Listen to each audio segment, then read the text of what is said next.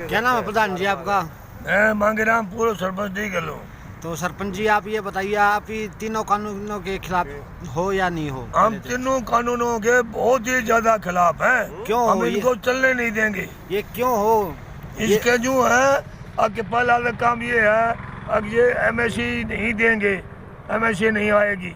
ये सरकार कह रही है कि एमएसपी की गारंटी दी जाएगी। ना आप इस झूठ बारे में बोले, बताओ। गारंटी लिखतम की जमानत है। जो यूं नहीं कहता 2000 नौकरी 2000 करोड़ नौकरी दूंगा, 16,000 रुपये खाता में आ जाएंगे। आए किसे के? जो झूठा प्रधानमंत्री है, इसे फालतू झूठा प्रधानमंत्री हिंदुस्तान में कोई नहीं हुआ। ये जो 3 विधेयक बनाए गए हैं, इनको रद्द करवाने के पक्ष में हो या इनमें इनके संशोधन के पक्ष में हो? इनको कति इन कानूनों को रद्द करवा के उठेंगे हम। हमारा सबका, किसानों का, 36 कौम का यही नारा है। ये जो कॉन्ट्रैक्ट फार्मिंग के बारे में बता रहे हैं, इनसे किसानों को क्या नुकसान है? इसको साची खेती करना को बात ही, एक आदमी ठेकेदार होगा और एक किसी का जमीन थोड़ी से किसी का घनी से, इसका मतलब जो थोड़ा कोई इतना अगर इकट्ठी खेती करेंगे, कति खिलाफ हम इनके ना आड़ा चल है ना और। आप लोगों को ये कानून क्यों किसान हितैषी नहीं लग रहे हैं? किसान हितैषी नहीं लाग रहे, हमारी रोजी रोटी ने खोसन लाग रहे, हम कमाओ लाग रहे और रोटी ने हमारी ये खोसन ला रहे। ये तो पूंजीपति कहेंगे, ये तो अंबानी अडानी का आदमी है, जो आम देश का आदमी नहीं है, गरीब का आदमी नहीं है। गरीब का आदमी होता तो इस कानून की न कहीं कानून बना दी। नमस्कार जी। नमस्कार। क्या नाम है सर आपका? कपूर सिंह। तो कपूर सिंह जी ये बताइए, ये जो 3 कानून बनाए गए हैं, ये किसान हितैषी क्यों नहीं है? ये मेन्यू को ना, इसमें एक एक बात नोट करी जाती है, ये कति जमींदार का खिलाफ में। लेकिन सरकार कह रही है ये तीनों कानून किसान के पक्ष में सरकार हैं। तो झूठ बोल रही है। बोला 60 स्टेटा वगैरह आदमी सारे किसान इकट्ठे हो गए, आड़े ये इकट्ठे हो रही इन दौरा ना हमता पूरे तो माबल हो जाए। ये आड़े इकट्ठे रहे कितने वोट रहा है, आड़े ना हमता हो सीधा इन तो बात कर लो, किसान तो ये है। और जो गृह मंत्री कह रहा है कि ये लोग कह रहे हैं कि इनकी जमीन छीन जाएगी किसानों की, लेकिन ऐसी कुछ बात नहीं है। इस बारे में आपका क्या विचार है? गृह मंत्री ये सारे इतने झूठ बोले जिसकी कोई हद नहीं। खुशी जान खातिर तो ये कानून बनाए रहे इसे। अगर साजली खेती करे, ठेका परस्ती हो जाए, कहे भाई 50 आदमी की जमीन ले ली 50 किले, अब भाई तुम इसमें आलू बो दो, आलू हो गए, पैदावार होगी, फिर न्यू कह भाई ये तो खराब आलू है, गोड़ कोना चिपटे से फलान से न्यू, ये सबसे खराब कानून है। तो आप लोगों की मुख्य मांग क्या है? मुख्य मांग यह है हमारी, ये तीनों कानून रद्द हो जाने चाहिए, एमएसपी का कानून बन जाना चाहिए। नमस्कार जी। क्या नाम? से युवा नेता नाने। तो नाने जी आप ये बताइए कि जो किसान कानून बनाए गए हैं, ये किसानों के खिलाफ क्यों हैं?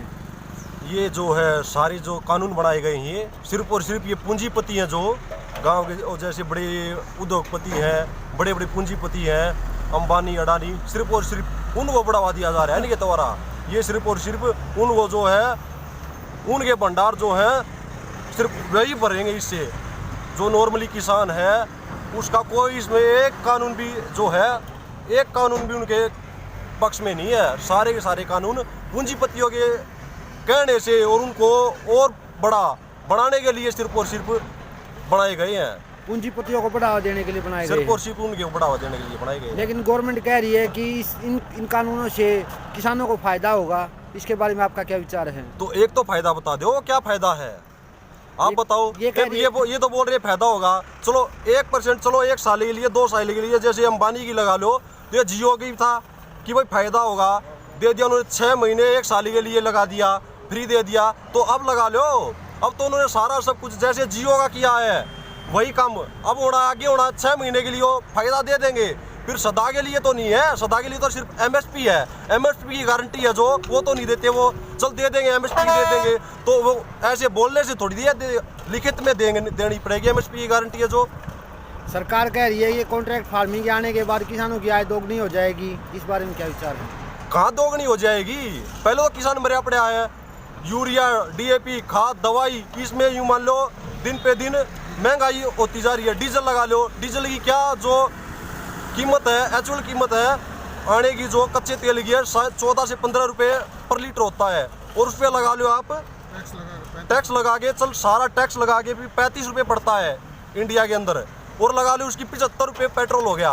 तो बताओ, सरकार कह रही है कि कॉन्ट्रैक्ट फार्मिंग आने के बाद किसानों को सेकंड ऑप्शन मिल जाता है बेचने का, इस बारे में क्या विचार? तो वो तो ऑप्शन कहाँ मिल रहा है? अब राजस्थान से है, दिल्ली से, दिल्ली में गेहूँ 24-25 रुपये क्विंटल है, हरियाणा में तो नहीं है, राजस्थान में तो नहीं है, MP उत्तर प्रदेश वहाँ तो नहीं है। अब वहाँ के किसान यहाँ पे आएंगे तो खट्टर जी बोल रहे हैं कि यहाँ हम किसी को नहीं घुसने देंगे। तो MSP का क्या हो गया? MSP सिर्फ एक राज्य स्टेट के तो वही है, पूरे भारत के अंदर तो MSP लागू नहीं होता।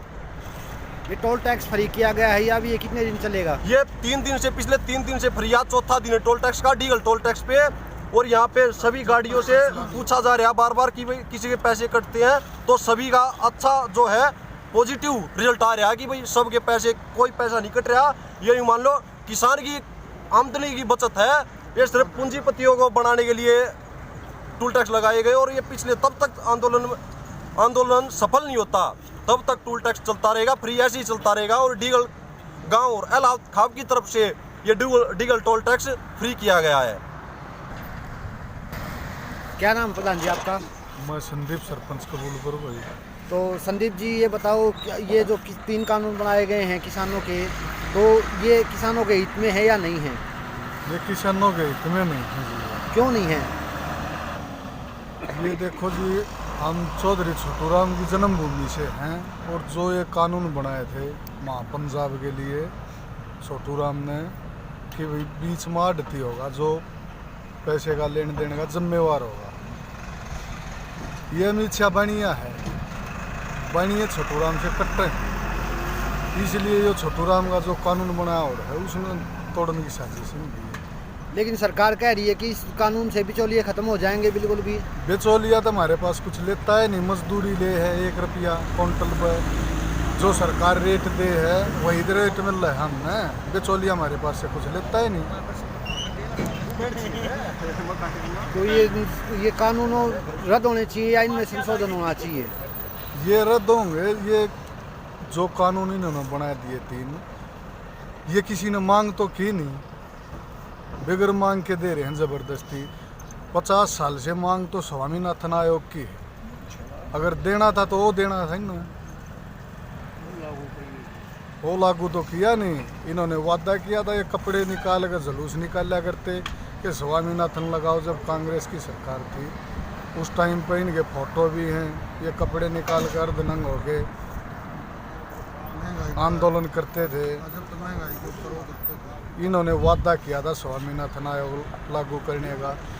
इन्होंने क्या किया है जी? देखो, हम स्वामीनाथन आयोग मांग रहे हैं, जो हमारे पास था वो छीन लिया,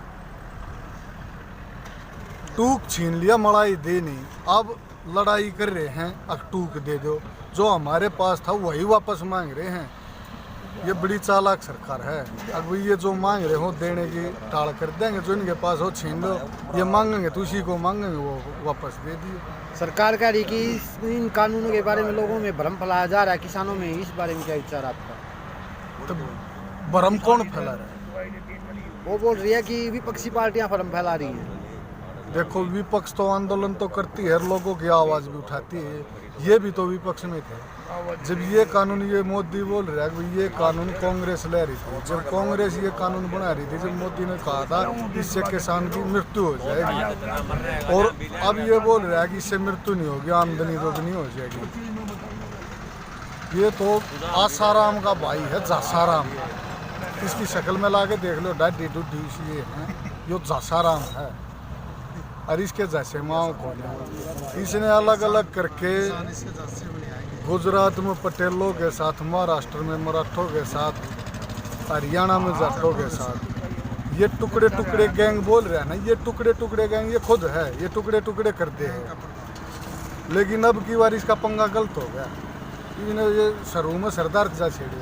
और सरदारों के साथ में फिर हरियाणा भी है। देश के किसान छेड़ दिए। और उसके बाद देखो जो ये मंडी है ना, ये छोटू राम ने लागू करवाई थी, और तो बाकी स्टेट में तो है ही नहीं, उनको तो पता ही नहीं, वो सक्षम है ही नहीं मजदूरी करने के लिए। यहाँ बिहार के आदमी आते, उनके पास ज़मीन है, वो इतनी ज़मीन ही जोतते हैं वो जितना उनका पेट भर जाए खाने के लिए, उनकी व्यक्ति नहीं। और ये जिस दिन इन्होंने कानून बनाया भाई, भारत का किसान कहीं भी बेच सकता है, भारत का किसान कहीं भी बेच सकता है, तो ये पंजीकरण क्यों करवा रहे हैं? ये 10 क्विंटल बाजरा निकल गया 1 एकड़ में, ये बोल रहे हम 7 क्विंटल लेंगे, 3 क्विंटल कहाँ जाएगा? एक तरफ तो ये बोल रहे हैं भारत का किसान कहीं बेचो, फिर ये बोल रहे हैं पंजीकरण करवाओ, दूसरी स्टेट का हम नहीं लेंगे। इनका मकसद बस एक है, जहाँ भी रेलवे स्टेशन है वहीं पे अडानी ज़मीन खरीद रहा है। गोदाम है जो ब्लैक था पहले, जो कानून था भाई ज़्यादा अनाज भंडारण करेगा जो, उसके ऊपर केस दर्ज होगा, एक वो मिटा दिया। इनके पास इतने पैसे हैं 20 साल का अनाज खरीद लेंगे। सरकार तो करी मंडियाँ नहीं तोड़ी जाएंगी, मंडियाँ नहीं तोड़ी जाएंगी, लेकिन सरकार नहीं खरीदेगी, मंडियों के थ्रू वो खरीद लेंगे, मंडी नहीं तोड़ी जाएंगी। उनको ब्रोकर तो उनको भी चाहिएंगे, वो खुद आके थोड़ा खरीदेंगे, वो इनके थ्रू खरीदने लग जाएंगे, लेकिन फिर भाव की गारंटी कौन देगा? ये जो सरकार ने पंजीकरण सिस्टम लागू किया है, इससे किसान दुख है, इससे परेशान तो है। बहुत ज़्यादा परेशान है किसान। इसमें पंजीकरण करवाना पड़ता है, किसान जो पंजीकरण नहीं करवा पाता वो बाजरा बेच नहीं सकता, अनाज कोई भी अनाज हो बेच नहीं सकता। अब जैसे गन्ना, ये जो कानून बना रहे हैं उसमें तो गन्ना सरकारी मिल खरीदते हैं, तो सरकारी मिल नहीं होगा। आपको भी पता है सरकारी मिल में क्या रेट है, प्राइवेट में क्या है। प्राइवेट में तो 250 रुपये है, 200 रुपये है, 150 रुपये है। इनका यही काम है, सब कुछ प्राइवेट कर देंगे, रेल प्राइवेट कर दी, LIC प्राइवेट कर दी। अरे सबसे ज्यादा तो इस बात का है, लाल किला तो धरोहर थी, लाल किला भी बेच दिया इसने। वो बताओ ये इससे क्या उम्मीद है? नमस्कार सर जी, क्या नाम है सर आपका? नरेंद्र ठेकेदार बराना। तो नरेंद्र जी ये बताइए कि ये जो 3 कानून बनाए गए हैं, ये किसानों के पक्ष में क्यों नहीं है, और ये किसान क्यों आंदोलन कर रहे हैं? ये अपने हक की लड़ाई लड़ रहे हैं। जब तक तीनों कानून रद्द नहीं करेगी सरकार, जब तक हमारे पूरे देश के किसान जुटे रहेंगे और इस मोदी के खिलाफ सब एकजुट होकर बॉर्डरों पे आ चुके हैं और आने लग रहे हैं। और जब तक हमारे तीनों कानून रद्द नहीं किए जाएंगे, जब तक ये पूरे हरियाणा के टोल बंद रहेंगे और हम इस तीनों काले कानूनों को रद्द करवा कर ही यहाँ से उठने वाले हैं। इससे पहले हम उठे नहीं गए। सभी एकजुट, सारी खापें और सभी गांव एकजुट होकर इस योगदान में सहयोग कर रहे हैं और हम सब के आभारी हैं। और सभी खापों के, सभी पंचायतों के, सभी वर्गों के, 36 बिरादरी के और 36 बिरादरी के प्रति मोदी सरकार ये काला कानून लेकर आई है और ये आगे चलकर बच्चों के भविष्य के लिए बहुत ही घातक होगा। और इस काले कानून के खिलाफ आज हम एकजुट हैं, सभी खापे एकजुट हैं, सब 36 बिरादरी, हमारे चाचा ताऊ सभी पंजाब, हरियाणा, हिमाचल, महाराष्ट्र से लेकर गुजरात से लेकर सभी किसान आ रहे हैं दिल्ली की तरफ और मोदी सरकार के नाकों चने चबाएंगे। सभी हम एकजुट होकर इस काले कानून को रद्द करवा कर मानेंगे। ये कानून किसानों को अपने पक्ष में क्यों नहीं लग रहे हैं, क्यों इनके खिलाफ हो गए हैं लोग? ये देखो भाई साहब, काला कानून है, सारी ये MSP जो इन लागू की है ये किसानों के खिलाफ है। आज इनको दिखाई नहीं दे रहा, आने वाले 2-3 साल बाद है ना, ये 36 बिरादरी पर बोझ पड़ेगा। आज आटा 30 रुपये किलो मिल रहा है, अडानी का, रामदेव का 45 रुपये किलो मिल रहा है। 36 बिरादरी ने कल ना है ना सब कुछ वो हो जाएगा। MSP अगर नहीं वो करी न तो हर वर्ग दुखी हो जाएगा इनसे, क्योंकि जो भी वो है खेती के जरिए चलता है, हर बरादरी से, हर समाज से, हर उससे, हर वर्ग से। खेती एक ऐसा साधन है जो हमारी सबको वे करती है। इस जो किसान कानून चला जा रहा है आंदोलन, इसके अंदर सिर्फ किसान ही भागीदारी है या और भी समाज का अंदर? 36 बरादरी की, 36 पूरे समाज की, पूरे देश की, सभी देशवासियों की भागीदारी है, अकेले उसकी नहीं है। और ये गलत हो रहा है, सबके साथ एक यही चीज़ बची हुई थी, ये ख़त्म कर रही है।